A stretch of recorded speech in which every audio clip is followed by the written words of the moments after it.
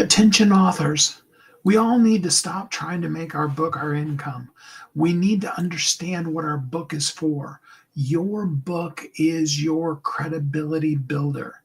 It's your mandatory magnet for the connection that leads to conversations with real human beings that allow you to be known, liked, and trusted because we buy from people that we know, like, and trust. Let's talk about that today. Hi, my name is Steve Kidd. I'm a third generation minister, international best-selling author of 39 books and counting. I have spent 40 years in marketing space and have been blessed to work with over 5,000 people, helping them in the process of writing, publishing, marketing their books to bestseller.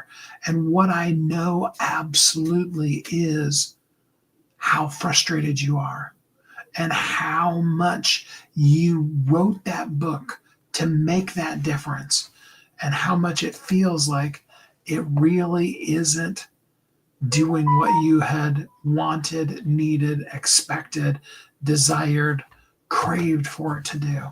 And that partially has to do with some of the changes that have happened in the world, and it partially has to do with the fact that you've bought into something that is a half truth. And I'm even writing about this in the update to Bestsellers Only in the Beginning book that I wrote. Because, I'll put it right out there on Front Street. I'm partially to blame for it, from both all that I've done as well as all the people that I've taught about the whole concept of bestseller. Bestseller is important. In fact, I would call it the mandatory magnet that you need. But bestseller is, and I wrote that book, but I didn't explain it enough. Bestseller is only the beginning. Bestseller is your day one launch strategy. Bestseller is where you start out. It isn't where you're headed to. It isn't, it's like having blocks that you put your feet in when you're getting ready to take off at a race. So you get into the starting blocks, or, the horse gets into the pen, at the beginning of a horse race, okay? That kind of a thing. And you're all set and you're poised and you're ready to go. Bestseller is that. Okay, everything else before that is warming up, your practice you did before it, driving to the arena where the race is going to be, wearing, your shorts, all of those kind of things is just the lead up to then, okay, it's time for your track meet. It's time for you to get in the starting blocks down there and ready to go. Okay. All of the preparation, all the work, all the effort, all the everything. Okay. Bestseller is you actually getting into those starting blocks. And unfortunately, there's a lot of people that never even got into the starting blocks. They just kind of casually walked up to the line, and then when the pistol went, then they started thinking about running. Or worse than that, when the starter pistol fired, they just walked off the field. And I think a lot of times when we launch a book, that's all we do. We come out onto the track field. We maybe even stand behind our starter line. We don't get down in the start position. In other words, we don't make the book a bestseller. And then when the race starts, we walk off the field. And the saddest part of it is that we walk off the field and then we go and we talk to our marketing team and they create landing pages and we spend all this money on Facebook ads or Google ads or Amazon ads. And we didn't even get down in the starter blocks, let alone dash off in the race. Now, in this particular race, I'm referring to essentially the race of your business life. So not your whole entire life, but the race of your being seen, heard, making an impact, and getting paid. You got to be in that powerful start position, and you got to explode out. And then that race keeps going for as long as you're going to run that business. You're going to do that thing that you're meant to do in the world. And often, for many of us, that is your whole entire life. And absolutely, it does take the three C's: the clarity, the consistency, and the connection. You see, if it was a sprint, if it was a 40-yard dash, okay, or a 40-meter dash, because it would be the 50-yard dash. If it was a 40-meter dash, okay, that's a boom done, okay? And you sprint, you power through it, all right? But when it is the marathon that's going to last potentially your whole entire life, there is pacing that goes to it. It's times when you speed up, times when you slow down, times when you rest. And if it was a long marathon, long, so I'm talking like longer than a triathlon. I'm talking like, if it was really actually real. And, the thing in Forrest Gump where he runs from coast to coast and coast and coast and back and forth. And he does that for like years of just running and running and running. Okay. In that particular case, when you got tired, you would just lay down. When you needed food, you would get food to eat. Okay. And there would be times when you would run really fast and times when you would, and a lot of it would be, and all of it would be consistency. And we do our consistency so that we can really truly connect with humans. I love how Seth Godin said it. He said, if you want to make money, you absolutely need, and he goes, no, let me back up. If you're writing your book to make money, then don't. But if you want to make money, you absolutely have to have a book. And I would take that even further and say, you have to have a best-selling book. Now let's talk about that word for a minute because it's way overused these days. And it does often feel like everybody has a best-selling book. First of all, only about 3.5% of books ever make it onto the bestseller list. And probably out of that 3.5-ish% of people that make it onto the bestseller list, probably only about 1%, i.e. number one, 1% of those ever actually make it to number one. It may be a little higher than that. It's probably actually around about 2.2% if you look at the actual pure statistics, because that number changes and multiple people can be in that. But what I'm saying is that if you took the 2 million people who are going to do a book this year, okay, and it's going to be a little higher than that, but let's just use that for easy math. And you talk about 3.5% of 2 million people, okay, that would be essentially 35,000 people, right?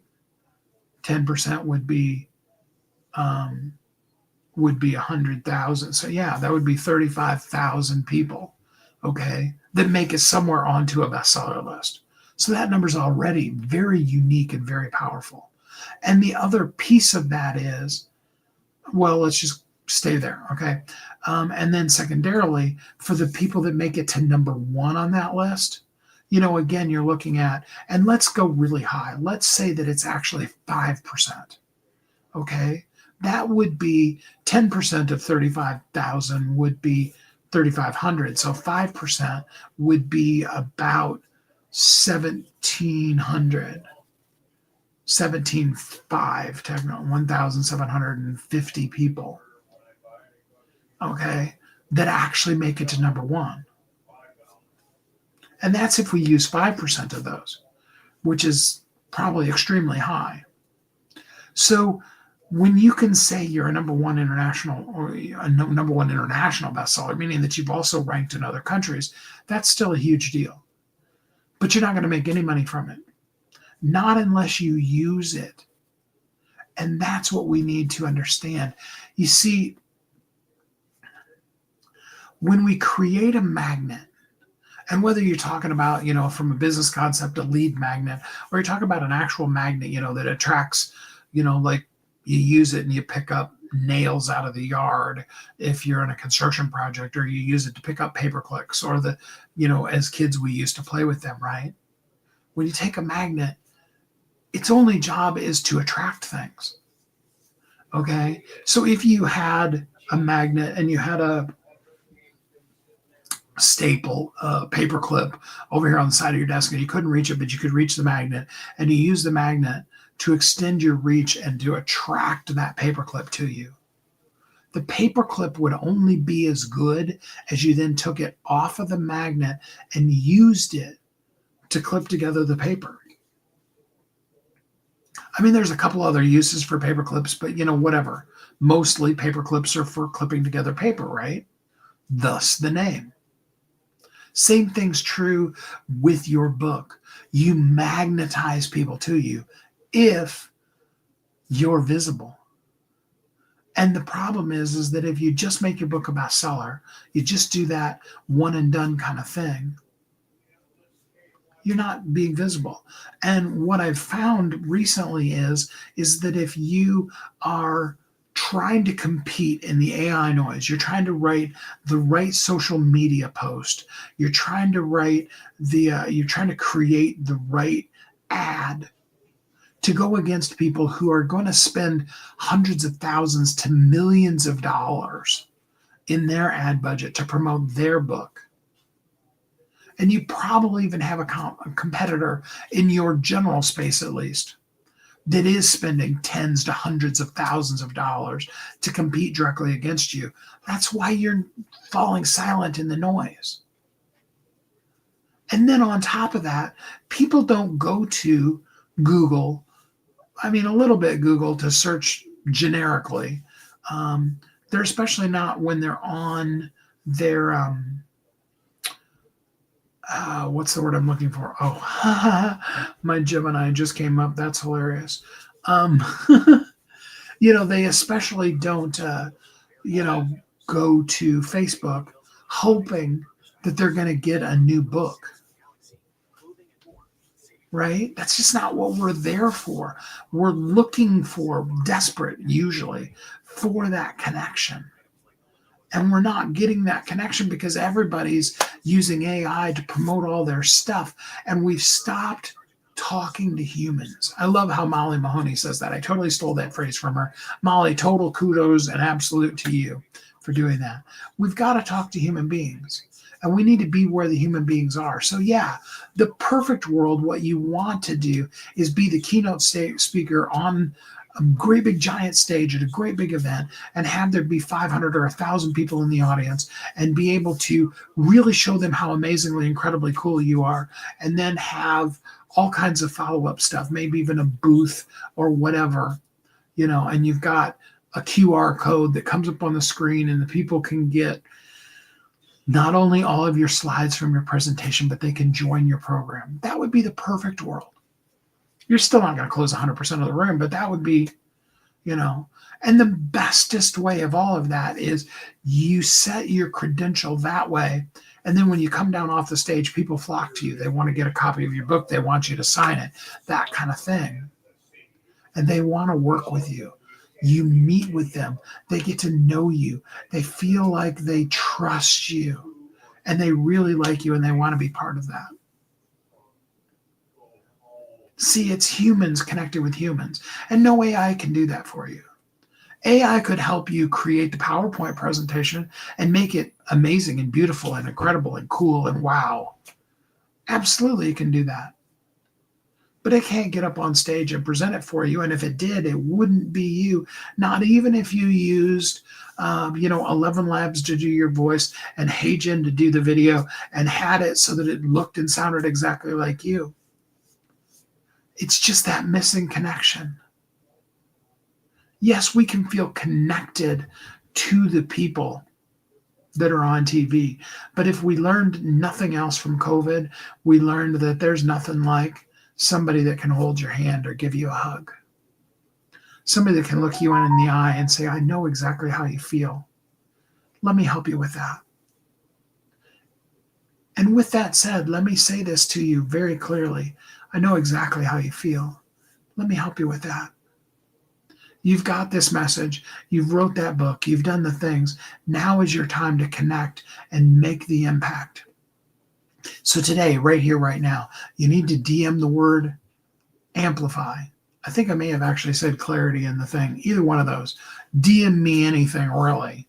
Hey, Steve, I can't remember what the word was. We need to meet. We need to turn your concepts, all your hard work, into something that's actually going to now get you seen, because then when you're seen is when you're going to get paid. And I want to talk to you about that. You can, of course, always come and join us at visibilityamplifier.com, but do post a comment that says amplify. Send me a DM that says amplify. That kind of a thing. Let's get you seen. Let's get it happening right now today. You deserve that. The world's waiting for it. You need it. And I would be honored, really honestly, to be a part of that happening in your world. I'm so grateful for you. I hope that you know that your book opens doors because it creates that visible and valuable element of you that allows you to get in front of people and let them see, hey, this person's really cool, and I really want to know them even more. Let's do that for you. I'm so grateful to be here with you. Tomorrow we're going to talk about going from bestseller to actually having a business. And what is the power of your next step? We're going to talk really in detail of what your next step is. Not just concepts, but I want to really share this with you. And I'm on this journey along with you. I have added a whole bunch of stuff. I'm redoing bestsellers only at the beginning, doing all of that on purpose to not just tell you, but to show you exactly what we're going to do. You need it. I'm excited for you with it. And I can't wait to talk to you. Drop me a DM right now. Please do. Let's connect. And until we're together again next time, I hope you have a great week.